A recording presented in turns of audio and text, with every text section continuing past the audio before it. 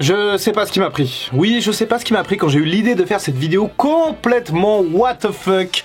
Et si Hulk Hogan avait participé à tous les main events de WrestleMania. C'est sans doute l'idée de vidéo la plus what the fuck de tout le YouTube catch français. Mais je me suis dit, pourquoi pas, on fait des SI très sérieux, avec des uchronies avec beaucoup de logique. Et d'ailleurs, en novembre, il y a des uchronies qui arrivent et qui, vous allez voir, vont être passionnantes. Mais aujourd'hui, voilà, j'ai décidé de me lâcher un petit peu et de faire quelque chose un peu de plutôt fun. Et si jamais vous avez cliqué sur cette vidéo mais que vous n'êtes pas abonné, mais comment ça se fait? Le docteur est triste, bien entendu. N'hésitez pas à vous abonner, c'est important. Bien sûr, il y a beaucoup de gens qui regardent les vidéos et qui sont pas abonnés.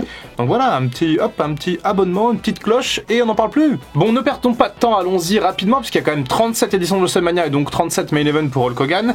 Au niveau des 9 premiers, on va absolument rien changer. Hulk Hogan reste comme il était, voilà, jusqu'à WrestleMania 9. Il fait la même chose à Yokozuna du coup à WrestleMania 9.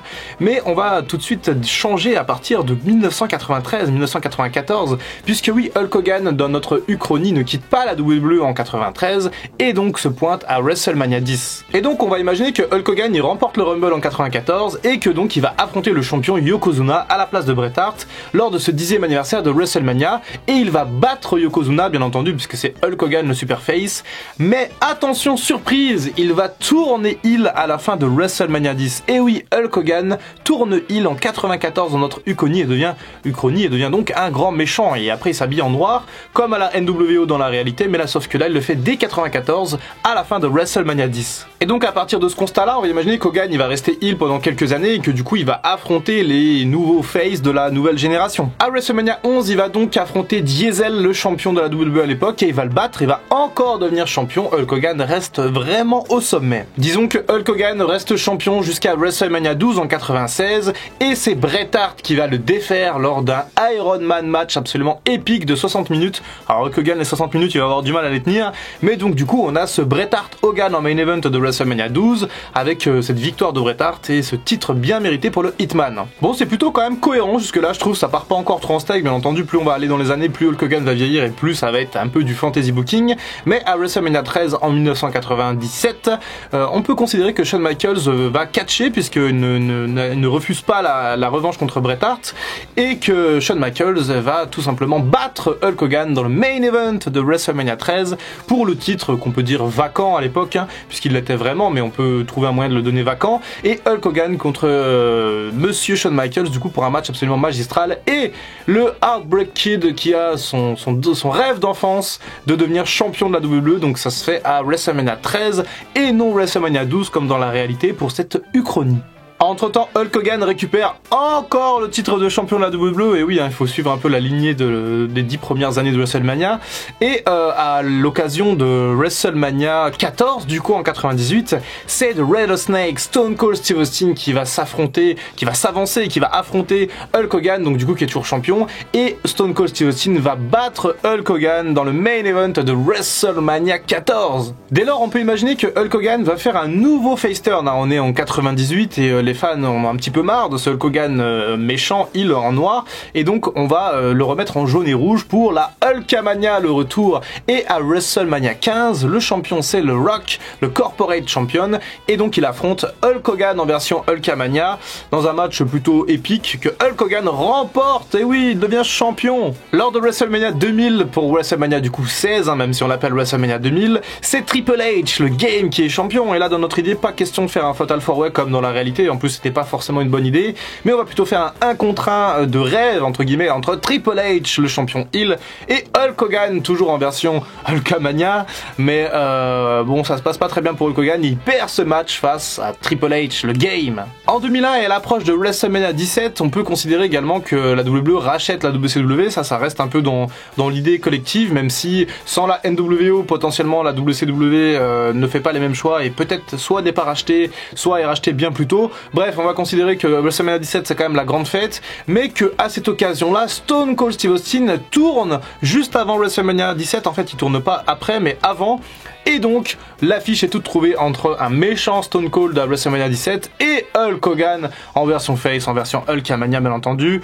Et puis là, donc une victoire de Stone Cold pour confirmer un peu son heel turn lors de WrestleMania 17 face à Hulk Hogan. En 2002, ça fait un moment que Hulk Hogan n'a plus gagné à WrestleMania, il commence à vieillir un petit peu, mais il est toujours face et il va affronter affronter donc du coup le champion Chris Jericho, l'Undisputed Champion. On peut imaginer que Hulk Hogan gagne à nouveau le Royal Rumble pour avoir accès à cette chance et il va gagner cette fois-ci le titre Undisputed en 2002 pour l'un de ses peut-être derniers titres, qui sait. En tout cas voilà, une belle fête à Toronto et Hulk Hogan qui est encore au sommet en battant Chris Jericho dans le main event de WrestleMania 18. À WrestleMania 19, il va donc prendre la place du grand face, bien entendu, pour affronter Kurt Angle. Et oui, pas de Brock Lesnar dans notre uchronie, mais plutôt une belle affiche contre Kurt Angle, mais Kurt Angle qui remporte ce match au profit maintenant du bien vétéran quand même, Hulk Hogan. Hein. En 2004, on peut considérer que si Hulk Hogan est là, on ne donne pas la chance à Chris Benoit d'atteindre le main event de WrestleMania 20, et donc on va faire un triple menace entre Triple H, le champion de l'époque, Shawn Michaels et Hulk Hogan. Et oui, un triple menace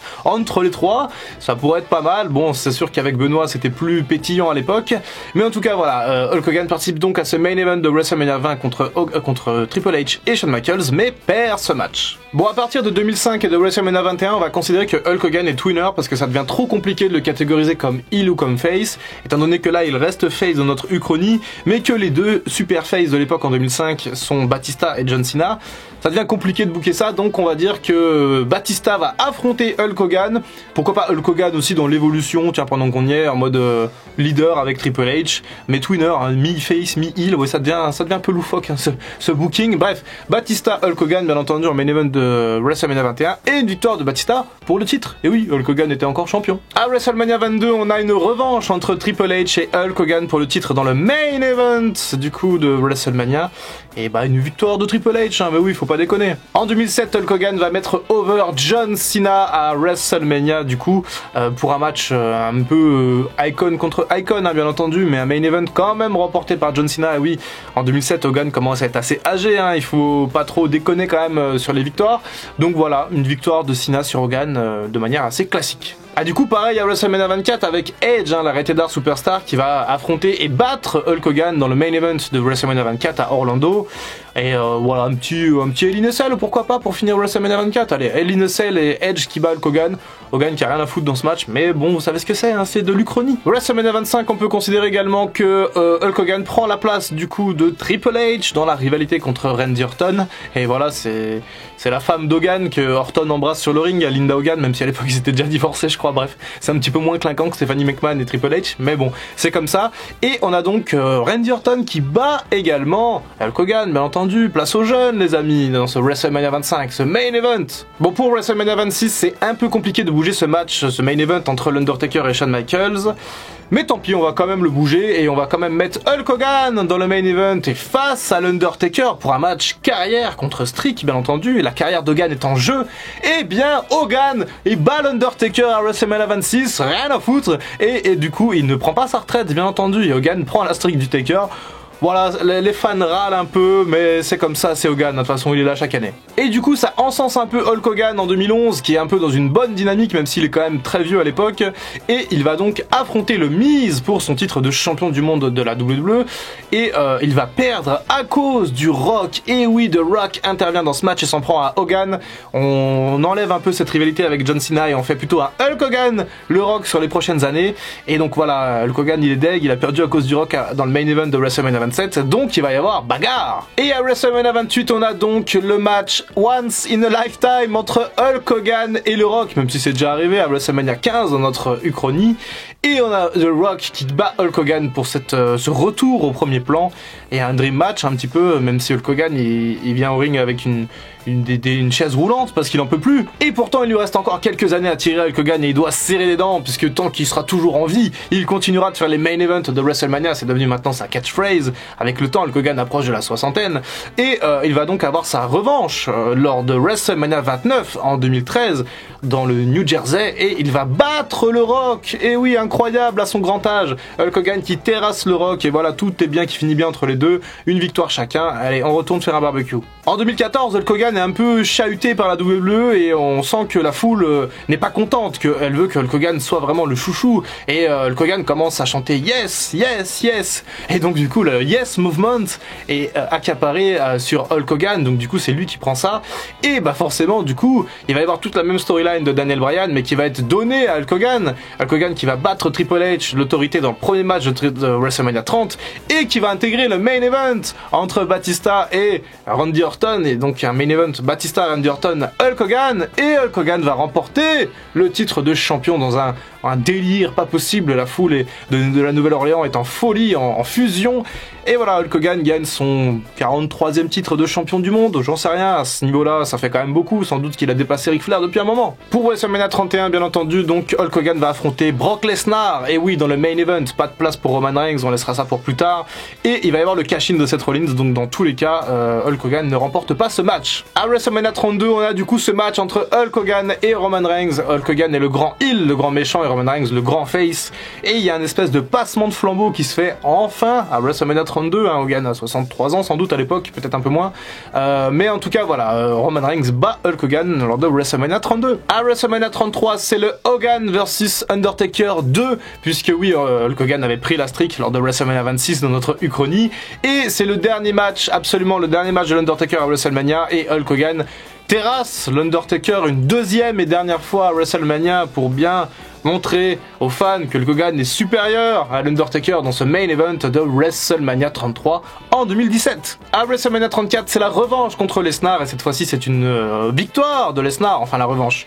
Il y a eu le cash-in de Seth Rollins lors de WrestleMania 31, mais cette fois-ci Hulk Hogan perd tout simplement face à Brock Lesnar de manière clean.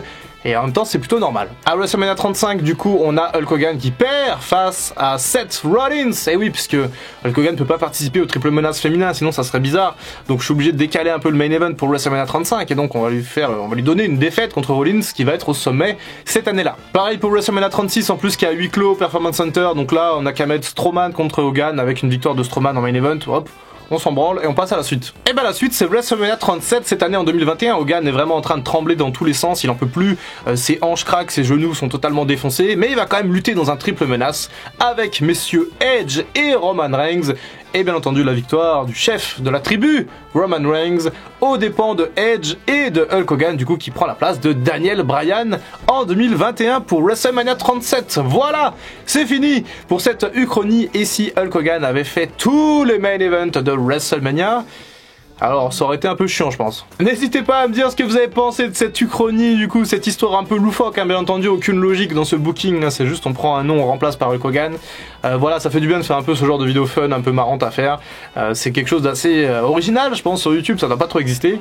Peut-être qu'on refera des Uchronies un peu fun, mais les prochaines comme je vous l'ai dit en début de vidéo seront un peu plus sérieuses, beaucoup plus travaillées et beaucoup plus logiques. Et vous me direz ce que vous en pensez, j'ai hâte en tout cas. Voilà, je vous laisse pour cette vidéo, c'était le Dr Wrestling. À bientôt donc pour une prochaine vidéo, et en attendant, comme d'habitude, prenez soin de vous.